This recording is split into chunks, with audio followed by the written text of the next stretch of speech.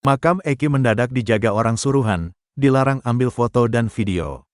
Kondisi makam Eki yang tewas bersama kekasihnya Vina di Cirebon terungkap.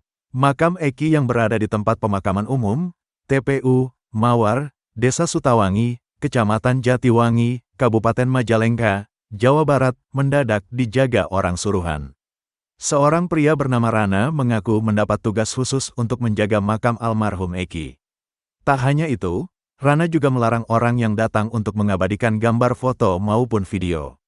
Boleh kalau ziarah, tapi jangan ngambil video, ucapnya dilihat Tribun News Bogor dari akun TikTok, Jumat, tanggal 19 Juli tahun 2024. Lebih lanjut, Rana juga enggan berbicara hal lain selain bertugas menjaga makam Eki. Saya di sini hanya pegang amanah, ungkapnya. Saya tidak bisa menjawab yang lain-lain lagi. Maaf sebelumnya, sambungnya. Kendati demikian, Rana mengarahkan agar peziarah berbicara dengan kuncen makam jika ingin bertemu keluarga Eki. Kalau mau ketemu keluarganya, temuin aja kuncen sini. Saya juga tidak tahu kuncennya, bebernya. Yang jelas ada yang datang ke sini ngaku keluarga dan saya diminta untuk menjaga makam, sambungnya. Saya mah minta maaf, bukan apa-apa nanti saya yang kena tegur, tuturnya. Pegi Setiawan, 27. Ternyata diam-diam masih intens berkomunikasi dengan Jihan Anjani Putri, 23. Sang kuli bangunan bahkan kerap chat dan video call dengan TikToker cantik. Hubungan keduanya itu dibocorkan ayah Jihan, Choky Mahesa, 43, saat ditemui di Tanjung Priok, Jakarta Utara, Kamis, tanggal 18 Juli tahun 2024. Sampai detik ini pun antara Jihan dengan Pegi masih kontak-kontakan. Kadang video call, kadang chat-chatan, bercandaan segala macam, itu masih terjadi, kata Choky. Choky mengatakan, Pegi rutin mengabarkan kegiatannya selama di Jakarta kepada Jihan. Namun, Choky menghargai kesibukan yang bersangkutan, sehingga ia belum dapat memastikan kapan pertemuan selanjutnya antara Pegi dan Jihan bisa kembali terjadi. Sementara itu, terkait niat Choky menjadikan Pegi menantu, sampai saat ini masih belum ada jawaban yang jelas dari sang pemuda. Hanya saja, Choky tak ingin memaksakan kehendak Pegi dan Jihan, dan tetap menyerahkan segala sesuatunya kepada Tuhan. Kalau dari Pegi sendiri, responnya positif. Intinya ya memang saya juga memaklumi dia kalau dia mau fokusin kerjasama pendidikan dulu. It's okay, nggak ada masalah dan saya pun nggak ada paksaan, kata Choky. Pegi pun menjawab isu perjodohannya dengan Jihan saat bicara di kanal YouTube, Dr. Richard Lee, MARS, yang tayang Rabu, tanggal 17 Juli tahun 2024. Mulanya Richard Lee sebagai host bertanya, Pegi katanya kamu dijodohin, sama siapa? Tanya Richard Lee. Korban salah tangkap kasus Vina Cirebon itu pun menjawab sambil tersipu. Iya itu ada sih salah satu, kemarin juga ketemu di daerah Cikini itu makan bareng.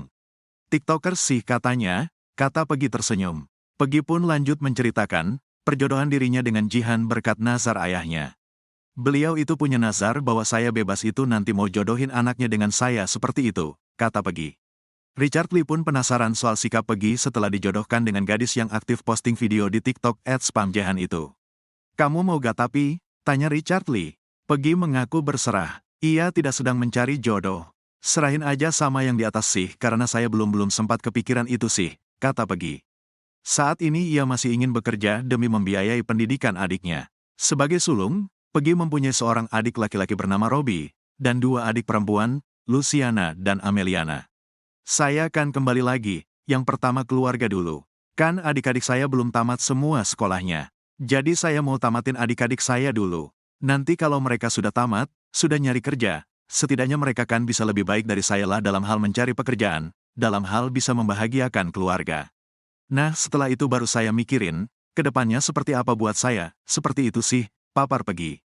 Richard Lee yang mendengar jawaban Pegi sampai geleng-geleng kepala terkagum. Luar biasa Pegi, kata Richard Lee. Ini gambaran di saya kalau orang baik itu dan orang benar itu akan punya nasib yang baik dan nasib yang benar walaupun kamu satu dari sekian ratusan ribu orang atau jutaan orang yang saya kenal. Lanjut. Simpang siur perjodohan Pegi Setiawan dengan tiktokers Jihan Anjani Putri nampaknya memiliki titik terang. Pasalnya, setelah diisukan perjodohan itu menjadi skandal, Pegi Setiawan ternyata diam-diam makin intens berkomunikasi dengan Jihan. Bahkan keduanya kerap chattingan hingga video call. Hubungan keduanya itu dibocorkan oleh ayah Jihan, Choky Mahesa, pada Kamis 18 Juli lalu. Choky menyebut Peggy rutin mengabarkan kegiatannya selama di Jakarta kepada Jihan. Namun, Choky menghargai kesibukan Peggy sehingga ia belum dapat memastikan kapan pertemuan selanjutnya dilakukan. Sementara terkait perjodohan, sampai saat ini belum ada jawaban yang jelas dari kuli bangunan itu. Choky mengaku tak ingin memaksakan kehendak Peggy dan Jihan dan tetap menyerahkan segalanya kepada Tuhan.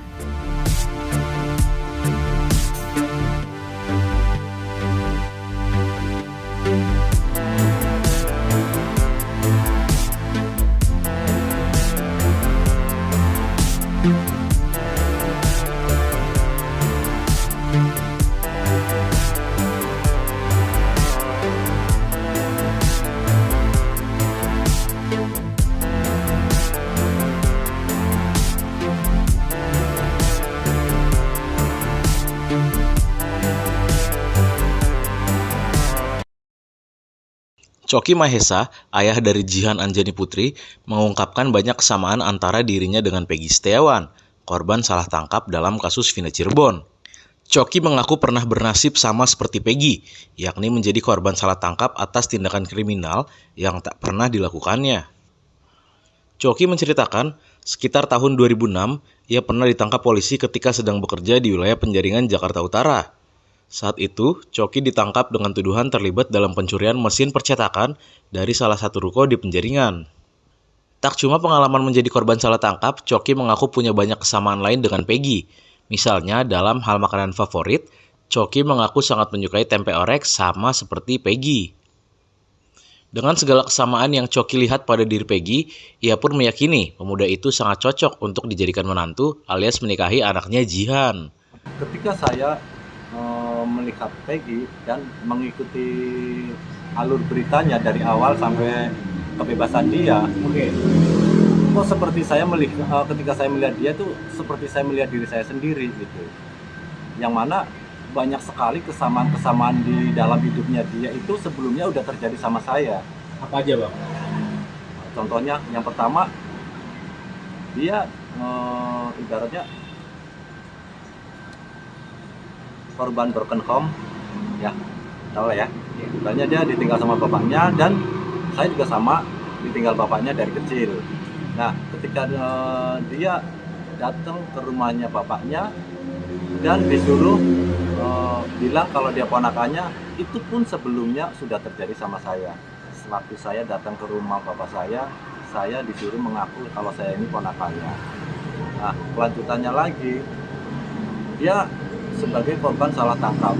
Nah, sebelumnya pun saya sudah pernah ngalamin. Bang Choky ini salah tangkap juga atau gimana? Iya, salah tangkap juga. Itu tahun 2006 atau 2005, saya lupa sih. Nah, itu. Nah, terus dari hobi atau dari Tapi Bang, yang salah tangkap tadi 2005-2006 itu di mana dan kasus apa waktu itu, Bang? Itu ketangkapnya di Penjaringan. Duit kasusnya itu mesin percetakan. Jadi pencurian mesin percetakan. Nah, memang waktu itu saya ditelepon sama teman saya untuk bantuin ngangkat barang, katanya karena barangnya berat. Setelah saya datang, saya bantuin, tiba-tiba ya itu langsung disergap. Jadi saya bingung, bahkan saya sempat apaan sih, bercanda aja main jangan bergerak, jangan begitu. Itu waktu itu sempat di penjara kan kayak gimana? Ya, sempat di penjara, cuman nggak lama memang, hanya beberapa hari saja. Dan ketika di penjara pun, di dalam penjara itu ya, sama dengan Peggy, diperlakukan dengan sangat baik oleh para tahanan-tahanan yang ada di dalam. Dan itu pun sebelumnya udah saya alamin, mereka semua pada baik semua sama saya. Kesamaan apa lagi Bang yang Abang lihat? Dari kesukaan makanan. Dia katanya suka makan tempe orek sambal. Saya pertama merantau ke Jakarta tahun 1999. Nasib Hakim Eman Sulaiman berubah sejak bebaskan tersangka kasus Vina Cirebon Peggy Setiawan dalam sidang pra-peradilan. Eman Sulaiman yang menjadi hakim tunggal sidang pra-peradilan itu mengabulkan permohonan Peggy Setiawan. Dalam putusannya yang dibacakan di Pengadilan Negeri Bandung, Hakim Eman Sulaiman menilai tidak ditemukan bukti satupun bahwa Pegi alias Perong pernah dilakukan pemeriksaan sebagai calon tersangka oleh Polda Jawa Barat. Sehingga, penetapan tersangka Pegi Setiawan oleh Polda Jabar dibatalkan dan tidak sah demi hukum.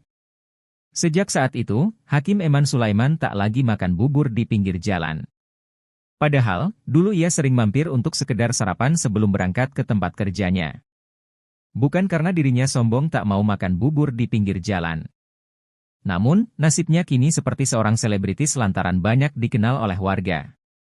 Bahkan, tak sedikit warga yang datang minta berfoto dengannya saat ia sedang duduk di kaki lima untuk sekedar makan bubur. Hakim Eman Sulaiman pun tak menyangka nasibnya kini seperti seorang selebritis yang banyak dikagumi banyak orang. Bahkan, kini ia juga harus menjaga penampilan saat keluar dari kosan untuk mencari makan atau jalan-jalan.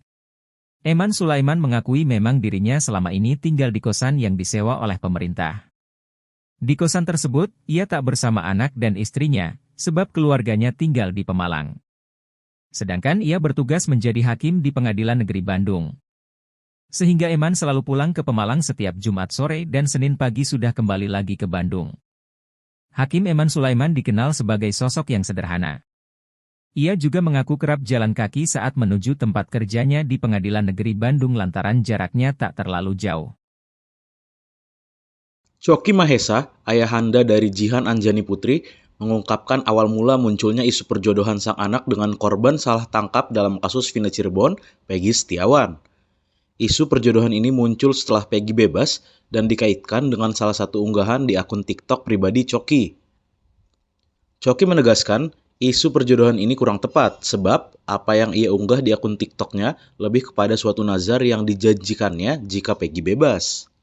Coki menceritakan awal mula dirinya mengenal Pegi ialah ketika unggahan dari sejumlah akun lain muncul di beranda TikToknya. Unggahan itu berisi cerita dan berita soal penangkapan Pegi Setiawan oleh Polda Jawa Barat pada Mei 2024. Coki lantas mulai berempati kepada Pegi. Hati nuraninya bergejolak melihat pemuda Cirebon itu dipenjara, meski belum jelas apakah ia benar-benar melakukan pembunuhan terhadap Vina. Spontan, Coki membuat unggahan di TikToknya yang berisi sebuah janji bahwa ia akan menjadikan Pegi menantu jika pemuda itu terbukti tak bersalah. Boleh cerita awalnya itu seperti apa sih sampai bisa ada isu ini gitu Bang? Sebenarnya sih ya, kalau dibilang perjodohan itu bukan sebenarnya ya. Jadi lebih tepatnya itu lebih ke nazar. Jadi memang awal mulanya itu saat pertama kali ada penangkapan yang namanya Pegi Setiawan. Nah, itu tanpa disengaja tiba-tiba lewatlah beranda TikTok saya. Nah, entah nggak tahu kenapa tiba-tiba hati saya menggerakkan, kok saya merasa anak ini nggak bersalah gitu. Nah, setelah itu saya langsung berasumsi dengan spontan, yaitu jika memang anak ini tidak bersalah, saya janji di saat kebebasan dia, saya akan cari dia untuk menjodohkan dengan anak saya. Selepas itu akhirnya kan ternyata bebas gitu kan. Nah, setelah bebas ya udahlah, akhirnya saya menepati janji saya, nazar saya. Nah, untuk selebihnya ya kalau soal jodoh biar Allah yang mengaturnya, kan begitu. Mungkin kurang lebih seperti itu.